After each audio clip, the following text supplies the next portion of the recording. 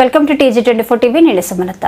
చట్టసభలో ప్రజాస్వామ్యానికి సభకు నాయకుడు, ముఖ్యమంత్రి, సభకు అధిపతి, స్పీకర్ అటువంటి స్పీకర్ని పట్టుకొని సభ మీ ఒక్కడిది కాదు అని మాట్లాడడం ప్రజాస్వామ్యానికి వ్యతిరేకం. స్పీకర్ మీకు మళ్ళీ అవకాశం ఇచ్చి పొరపాటు అంటుంటే అవును మీది కాదు అని మాట్లాడుతూ కనీసం నన్ను సంప్రదించలేదు, చెప్పుకోవడానికి అవకాశం కూడా ఇవ్వలేదు అని మాట్లాడుతున్నారు. ఇవన్నీ గమనిస్తున్న బీఆర్ఎస్ నాయకత్వం కూడా జగదీశ్వర్ రెడ్డి చేసింది తప్పు, స్పీకర్ని సభలో ఇలా మాట్లాడడం మంచిది కాదని చెప్పడం లేదు. దానికి నిన్న ధర్నాలు చేయడం, నియోజకవర్గాల్లో ప్రజాస్వామ్యానికి వ్యతిరేకంగా ప్రవర్తించిన వాళ్లే ఈరోజు నిరసనలు తెలుపుతున్నారు.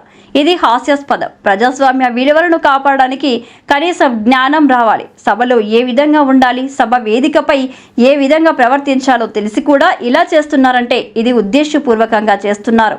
ఇది ప్రజలు గమనించాలి అన్నారు. సభకు కొన్ని సాంప్రదాయాలు, పద్ధతులు ఉంటాయని, ఉదాహరణకు అబద్ధం అనడానికి కూడా వీలు లేదు, సత్యదూరం అనాలి.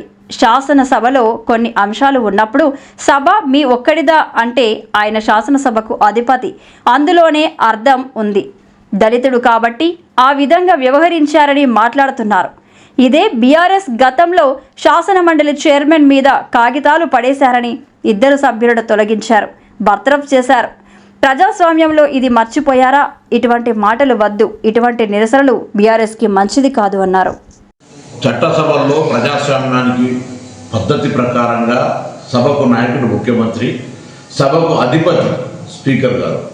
అటువంటి స్పీకర్ గారిని పట్టుకొని సభకు నీ ఒక్కటి కాదు అనేటువంటి మాట్లాడడం అనేటువంటిది ప్రజాస్వామ్యానికి వ్యతిరేకం.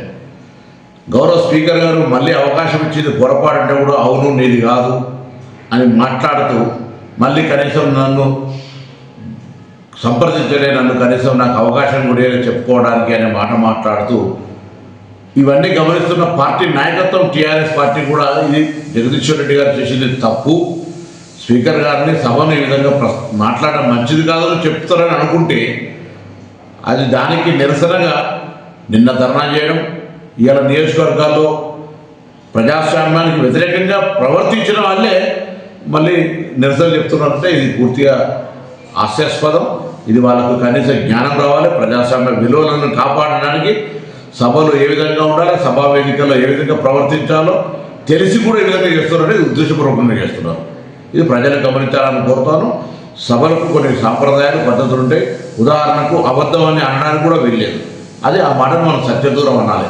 ఇట్లా కొన్ని శాసనసభలో కొన్ని అంశాలు ఉన్నటువంటి పరిస్థితుల్లో సభకు అధిపతి, సభని ఒక్కడదా అంటే ఎస్ శాసనసభకు అధిపతి అనే పదం దానిలోనే అర్థం కనబడుతుంటే కూడా దాని మీద తిరిగి మళ్ళీ ఒక దళితుడు కాబట్టి ఆ విధంగా వ్యవహరించడం అనేటువంటి మాట మాట్లాడతారు. ఇదే టీఆర్ఎస్ నాయకత్వం అడుగుతా ఉన్న, గతంలో చిన్న శాసన మండలి చైర్మన్కి సంబంధించిన అంశం మీద ఏదో కాగితం పారేసిరని చెప్పి మీరు 2 సభ్యులను మొత్తం సభ నుంచి కంప్లీట్గా తొలగించినారు, బర్తరఫ్ చేశారు. ఇది మర్చిపోయిన ప్రజాస్వామ్యంలో. అందుకే మళ్ళీ చెప్తా ఉన్నాం, ఇటువంటి మాటలు వద్దు, ఇటువంటి నిరసనలు ప్రజాస్వామ్యానికి మంచిది కాదు. టీఆర్ఎస్ పార్టీ నాయకత్వం గమనించాలని కోరుతున్నాం.